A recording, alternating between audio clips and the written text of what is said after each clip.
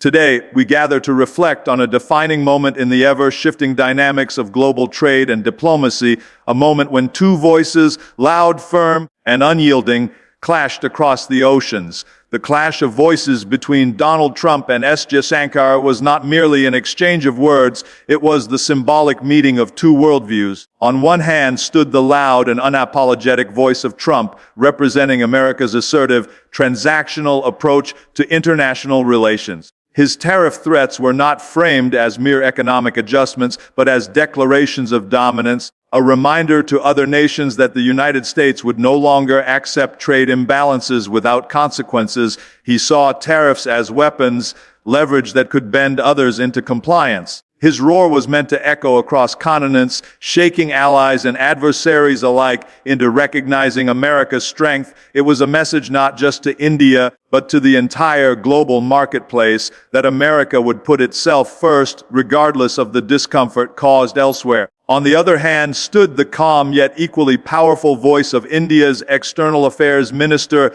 Dr. S. Jaishankar. Unlike Trump's thunderous style, Jaishankar's words were measured, precise, and diplomatic, but they carried the weight of resolve. He did not meet bluster with bluster, nor did he allow silence to be mistaken for submission. Instead, his response embodied India's growing self-assurance on the world stage. He reminded both Washington and the world that India was not a country to be pressured into decisions against its own interests. His was a roar of a different kind, not one of noise and fury, but of steady strength and unshakable conviction. This clash of voices was not just personal, it reflected a deeper shift in international relations. For decades, the United States had played the role of benefactor, offering aid and expecting loyalty in return. Many nations, including India, had once accepted this dynamic, whether due to economic necessity or geopolitical realities. But India in the 21st century is a different nation, with a rising economy, a confident diplomatic corps, and a strong sense of its own place in the world. India no longer sees itself as a recipient of charity. Jaishankar's response embodied this evolution. By standing firm against Trump's tariff threats, India signaled that it expected to be treated not as a dependent, but as a partner. The clash also highlighted two contrasting approaches to power. Trump's roar was based on the belief that louder, sharper words would secure quick gains. It was transactional, focusing on immediate victories rather than long-term trust. Jaishankar's response, however, was rooted in principle. His words underscored the importance of dignity, equality, and fairness in international cooperation. Where Trump's strategy sought compliance, India's response demanded respect. This contrast is what made the moment so memorable. It was not just about economic disputes, but about the fundamental way nations relate to each other in an interconnected world. For India, this was a chance to assert itself as an equal voice in global debates. By refusing to be intimidated, Jaishankar demonstrated that India's diplomacy is no longer about appeasement. It is about negotiation on equal terms, even with the most powerful nations. This was not defiance for its own sake. It was the assertion of sovereignty. India's roar back was not emotional anger, but strategic clarity, a declaration that partnership with India must be built on mutual respect. The broader significance of this clash lies in its symbolism. It marked a turning point in how India is perceived internationally. No longer the silent recipient of external dictates, India showed it is willing to push back when its interests are threatened. The fact that Jaishankar's calm words could stand toe to toe with Trump's thunderous style demonstrates the power of conviction over volume.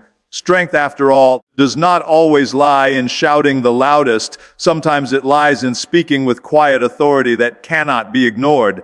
This exchange will be remembered as more than a trade disagreement. It was a moment that defined India's new diplomatic identity. In the clash of voices, one might have been louder, but the other was deeper, resonating with a vision of equality and self-respect. That resonance is what will echo long after the tariffs and trade disputes are forgotten. It was the roar of a nation that has come of age, a voice that demands not charity but respect, and in doing so, reshapes the very language of global power. From aid to anger is not just a phrase, it is the story of how India's relationship with powerful nations has evolved, particularly with the United States. For decades, India was often seen through the lens of aid and assistance.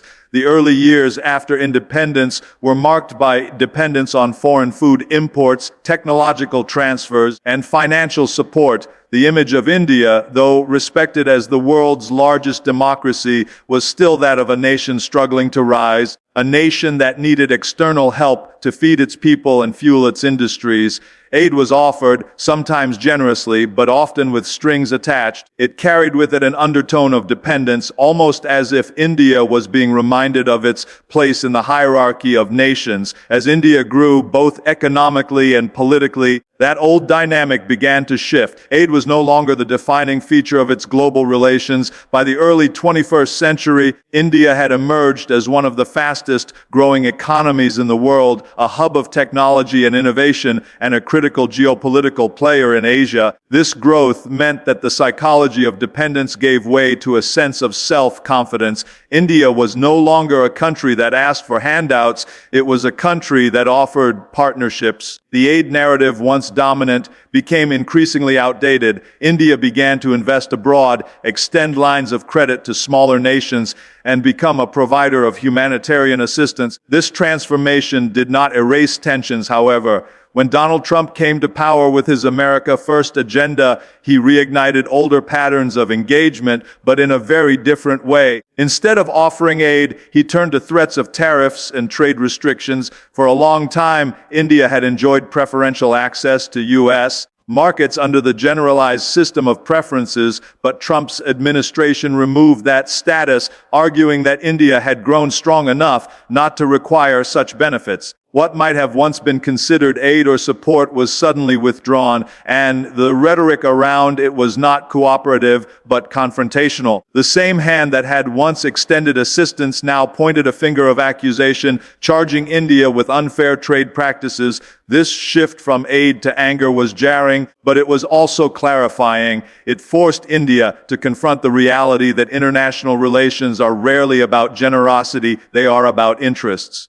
Trump's tariffs were framed as America defending itself, but to India, they felt like a dismissal of its progress, a refusal to acknowledge its rightful place as an equal partner. Aid had often carried the undertone of superiority, but anger carried the direct sting of disrespect. India's response, however, was not one of submission. Instead, it chose to push back firmly. The anger that emerged on both sides revealed how far India had come. In the past, anger from Washington might have been met with silence or careful compromise. But today, India has the capacity and the confidence to respond. Dr. S. Jaishankar's clear and measured words embodied this new spirit. He made it known that India does not seek aid and will not cower under pressure. He asserted that trade relations must be based on fairness and equality, not threats and intimidation. This was not the India of the 1960s or 1970s that quietly accepted conditionalities. This was the India of the 21st century, standing tall and unafraid to defend its interests. The journey from aid to anger thus tells a larger story about transformation.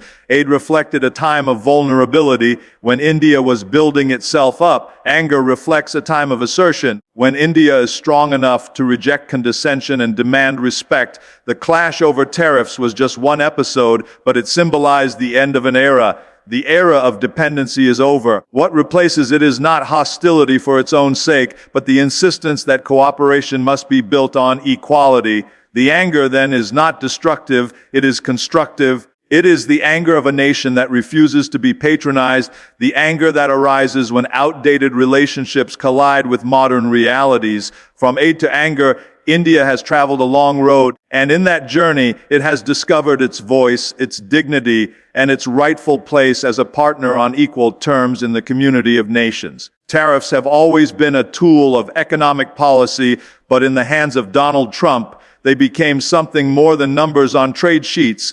They became weapons deliberately wielded to intimidate, coerce, and extract concessions. Trump's philosophy was simple and blunt. If America was running a trade deficit with a country, then America was losing. To correct that loss, tariffs would be imposed until the other nation bent to Washington's demands. This approach departed from traditional diplomacy, where disagreements were often negotiated quietly with compromises and subtle arrangements.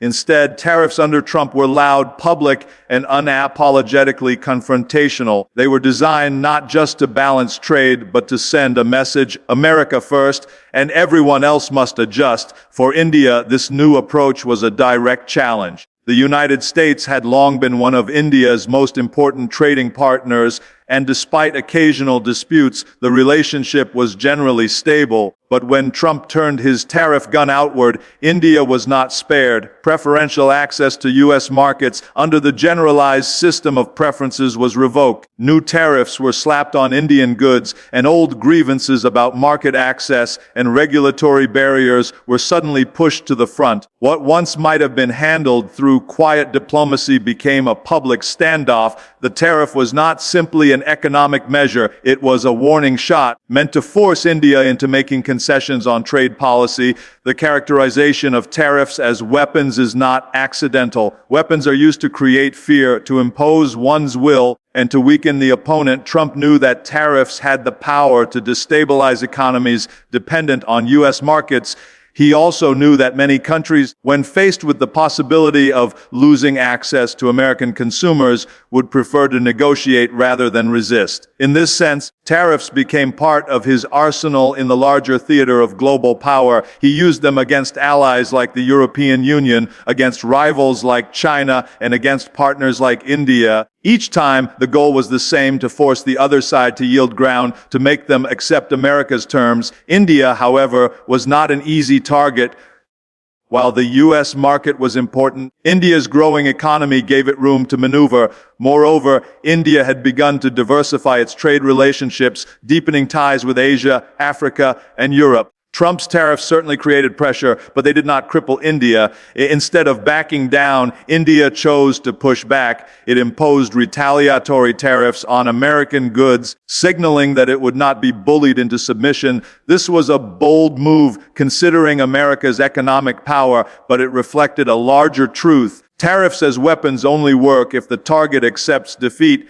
India made it clear that it would fight back, even if that meant short-term economic strain. The deeper significance of tariffs as weapons lies in what they reveal about the changing nature of global diplomacy. Economic tools once used cautiously have become instruments of raw political pressure. Trade, which was supposed to promote cooperation and interdependence, has been weaponized into a zero-sum contest. This creates a dangerous precedent. If every nation begins to treat tariffs as weapons, global trade risks becoming a battlefield where trust and stability are constantly under threat. For countries like India, this requires a new kind of resilience. Not only economic resilience to withstand sudden shocks, but also diplomatic resilience to navigate a world where economic power is openly used for political leverage. Trump's use of tariffs was undeniably effective in grabbing attention, but it also had unintended consequences. It damaged America's reputation as a reliable partner, sowed mistrust among allies, and pushed many countries, including India, to rethink their dependence on U.S. markets. Instead of breaking others into submission, it often hardened their resolve. In India's case, it strengthened the determination to build a self-reliant economy and to pursue diversified trade ties that reduce vulnerability to such pressures. Tariffs as weapons may have given Trump short-term victories, but they also reshaped the strategic mindset of nations like India. The experience taught India that global power today is not just about armies and missiles. It is also about markets, access, and economic sovereignty. To stand tall in such a world, a nation must be prepared to absorb economic blows and still defend its principles. In the end, the tariff wars revealed less about India's weakness and more about its growing strength. A country once seen as dependent on aid was now resilient enough to withstand America's economic firepower and roar back with dignity. India's roar back was not a shout of anger, but a calm, firm declaration that the country had entered a new era of confidence. When faced with Donald Trump's tariff threats and the blunt removal of preferential trade benefits, India could have chosen to respond with hesitation or quiet compromise. That had been the pattern of the past when India, still finding its economic and diplomatic footing, often absorbed external pressures in silence, but this time the response was different. Under the steady leadership of External Affairs Minister Dr. S. Jaishankar, India chose to make its voice heard, measured, reasoned, and resolute. This was India's roar back, a roar that did not rely on volume but on principle, signaling that the country was no longer willing to be treated as a subordinate in international affairs. Jaishankar's response reflected India's transformation over the last 3 decades: economic reforms, a young workforce, technological innovation, and a growing military capability had redefined India's position in the global order. The days when it needed to quietly accept conditions tied to aid or access were over. By the time Trump brandished tariffs as weapons, India had the strength to resist. Jaishankar captured this strength in his statements, emphasizing that trade relationships must be fair, reciprocal, and respectful of sovereignty. India was open to dialogue, but not to intimidation. It was willing to cooperate, but not at the cost of its dignity. The roar back was not about rejecting the United States as a partner. It was about demanding equality in partnership. What made this response powerful was its balance. India did not respond with uncontrolled aggression or reckless defiance. Instead, it retaliated with targeted tariffs of its own, showing that it could match pressure with pressure. At the same time, its leaders made it clear that India valued its relationship with the United States and was willing to continue negotiations. This dual approach, firm in action but composed in tone, showed the maturity of India's diplomacy. It was not a reaction born of insecurity, but a deliberate assertion of sovereignty. The roar back was controlled, strategic, and designed to send a clear message: India would not be bullied, but nor would it shut the door to cooperation. The symbolism of India's roar back goes beyond the trade dispute itself. It represents the larger shift in India's identity as a global actor. For much of its modern history, India was seen as a balancing power, hesitant to take strong stances. But in moments like this, India demonstrated that it is no longer content to be a quiet participant in global affairs. It seeks to be a shaper of rules, not just a follower of them. Jaishankar's words reflected this ambition, showing the world that India's diplomacy rests not only on compromise but also on conviction. The roar also carried an emotional resonance within India. For ordinary citizens, seeing their leaders stand tall against one of the most powerful nations reinforced a sense of pride. It reminded them that India's rise was not just statistical or economic, it was a rise in stature and self-respect. The country was no longer willing to be treated as a beneficiary of others' generosity. Instead, it demanded a recognition as a partner with its own agency. This shift in perception is crucial because a nation's external posture often reflects its internal confidence. India's roar back abroad mirrored its growing confidence at home. More importantly, the roar back has long-term implications for how India will navigate the global order in the years to come. It sets a precedent that India will not shy away from pushing back against unfair treatment, regardless of who imposes it. It signals to allies and adversaries alike that India values fairness and dignity above temporary favors. By refusing to bend under pressure, India positioned itself as a country that cannot be taken for granted, even by superpowers. India's roar back was not a single moment of defiance, but part of a larger journey. It symbolized a nation shedding the remnants of dependence and embracing the posture of equality. It showed that India's diplomacy could blend firmness with composure, resistance with openness, and pride with pragmatism. In this way,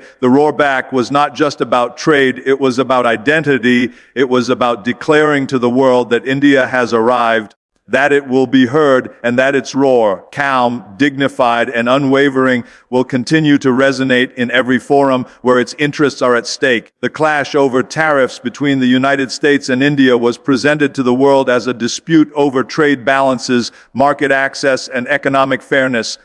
On the surface, it appeared to be a purely financial issue, percentages, duties, and exemptions written in the language of commerce. Yet, beneath these figures lay something far more significant. It was never just about goods crossing borders or deficits being reduced. It was about dignity, respect, and the fundamental way nations relate to one another. That is why this episode must be understood as going beyond economics. When Donald Trump threatened tariffs on Indian goods, his argument was couched in the familiar rhetoric of protecting American industries and correcting unfair trade practices. But the manner in which these threats were issued carried a tone of coercion. They were not framed as part of an equal dialogue, but as ultimatums. The underlying message was that India, despite its growth and global role, was expected to adjust according to America's demands. It was this tone that transformed a technical economic disagreement into a political and diplomatic test. Trade became the battlefield, but the real fight was over status and equality. India's response made clear that the issue went deeper than economics. By retaliating with its own tariffs and through Jaishankar's firm words, India signaled that it was unwilling to be treated as a subordinate. The tariffs imposed by India were not large enough to damage the United States significantly, but they carried enormous symbolic weight. They represented India's refusal to quietly accept unequal treatment. In essence, India was saying, "We may negotiate, but we will not surrender." This was not about the price of almonds or steel. It was about asserting sovereignty and defending national pride. International relations are often shaped as much by perception as by policy. In this case, the perception that India might be pressured into silence would have carried consequences far beyond trade. It would have weakened India's credibility in other negotiations with Europe, with China, with developing nations looking to it for leadership. By pushing back, India reinforced its image as a country insists on fairness, not only in commerce but in diplomacy as a whole. The tariffs were an instrument, but the real message was about respect. This is why the dispute transcended economics. It became a test of India's standing in the international order. For India's domestic audience, too, the episode was not measured in dollars and cents, but in pride. Ordinary citizens may not have followed the intricate details of tariff schedules, but they understood what it meant for their leaders to stand tall in the face of pressure. The confrontation resonated as a statement that India's voice mattered, that its interests would not be compromised for the sake of avoiding conflict. This emotional dimension made the event more powerful than a mere trade disagreement. It touched on questions of national identity and self-respect, looking beyond India and the United States. This episode also highlighted the fragility of the global trading system when economic measures are weaponized. If trade disputes are reduced to unilateral impositions, the very spirit of cooperation that underpins globalization is undermined. For developing and emerging nations, the lesson is stark. Economic vulnerability can be exploited unless backed by firm political resolve. India's resistance, therefore, became an example for others. It showed that even in the face of a superpower, a country with enough confidence and clarity can refuse to be reduced to a passive participant. The clash over tariffs was never just a matter of calculating deficits or adjusting market rules. It was about how nations treat one another, whether as equals or as subordinates, as partners or as dependents. The figures may fade into history, but the symbolism endures. India's decision to respond firmly demonstrated that dignity cannot be quantified and sovereignty cannot be traded away for economic convenience. In going beyond economics, this moment revealed the true stakes of the confrontation, the struggle for equality in a world still grappling with old hierarchies and new realities, the standoff between Donald Trump's tariff threats and Jaishankar's measured but firm rebuttal represented more than a disagreement over trade. It marked a turning point in diplomacy. In the past, economic disputes between major powers and developing nations often followed a predictable pattern. The stronger nation would impose its will, and the weaker would adjust reluctantly, avoiding open confrontation. For decades, India, still building its economy and seeking international support, often chose compromise over conflict. But the way India handled this particular episode revealed a striking change in its approach. It was no longer willing to be treated as a dependent, nor was it prepared to quietly yield under pressure. Instead, India asserted itself as a confident, equal player on the world stage, signaling a shift in its diplomatic posture that will shape its relations for years to come. The turning point lay not only in India's resistance, but also in the manner of its resistance. Rather than reacting emotionally or escalating the conflict recklessly, India adopted a strategy that was both firm and composed. It responded to U.S. tariffs with retaliatory measures, demonstrating that it would not accept one-sided dictates. At the same time, it communicated its openness to dialogue, making it clear that it sought resolution, not confrontation. This blend of firmness and pragmatism reflected a new maturity in India's diplomacy, one that balances national pride with strategic calculation. By standing its ground without burning bridges, India showed that it could defend its interests while still preserving the broader relationship with Washington. This moment also represented a larger shift in how India perceives itself. For years, the language of aid and assistance shaped its interactions with powerful nations. Even as its economy grew, some partners continued to view India through a lens of paternalism, offering concessions or benefits as though extending charity. Trump's withdrawal of preferential trade benefits carried this undertone, as though reminding India that its access to U.S. markets was a privilege that could be taken away. But India's response shattered that perception.